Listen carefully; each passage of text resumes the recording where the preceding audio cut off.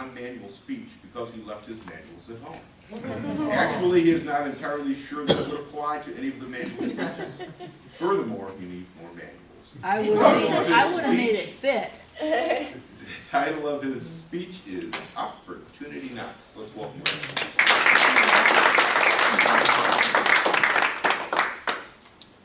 It was 2 in the afternoon, 1 October in 1977.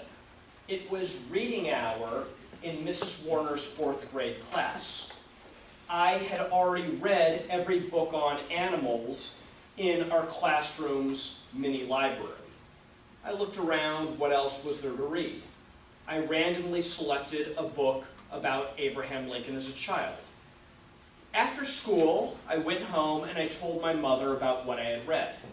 My mother informed me that when my father was about my age, he took a Quaker oatmeal carton, painted it black, and put it on top of his head as part of his Abraham Lincoln costume for that Halloween.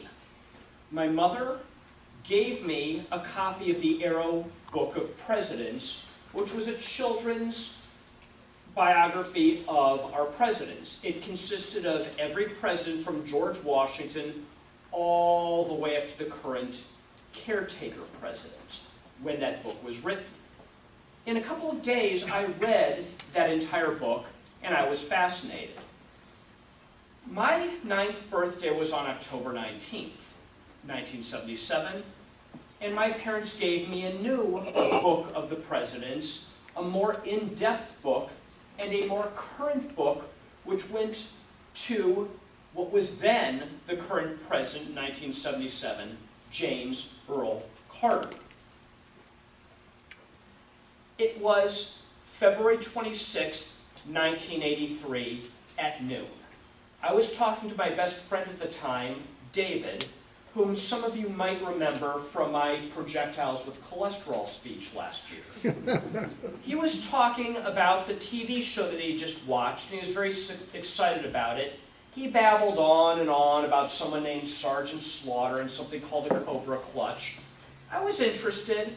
I went to his house the following Saturday at 10:30 to watch that show. It was interesting, but I had a problem because there was a dissonance between what I saw and reality.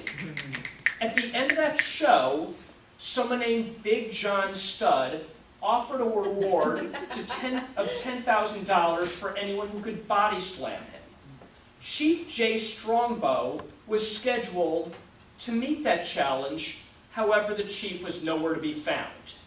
Instead, Andre the Giant volunteered to take his place, and the crowd went wild. It was the first Friday of November, 1999.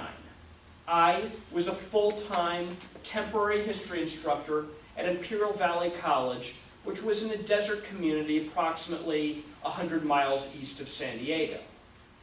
There was a local festival that night. The department secretary advised me to attend that festival because that would be my best chance to meet a girl in that small community.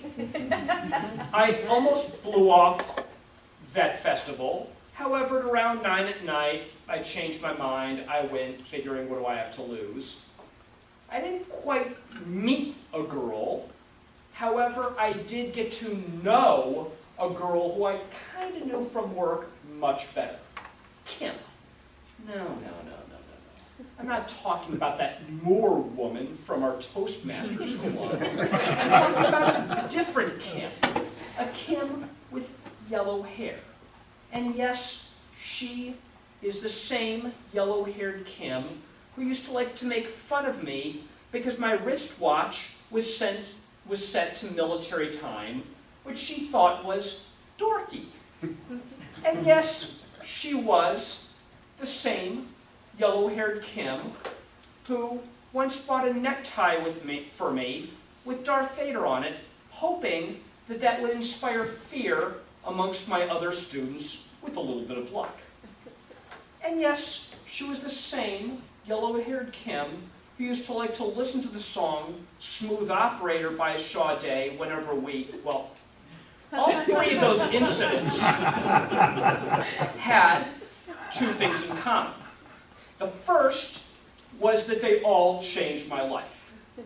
Secondly, I woke up on all three of those mornings without the slightest idea that something would happen that day which would completely change my life.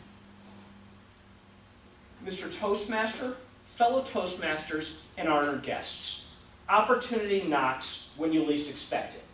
And when opportunity knocks, you had better answer the door.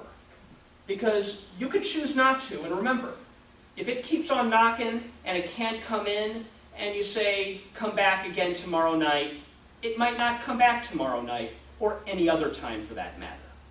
In other words, if you don't take up an opportunity now, it might go away. If that opportunity goes away, then it will become a missed opportunity.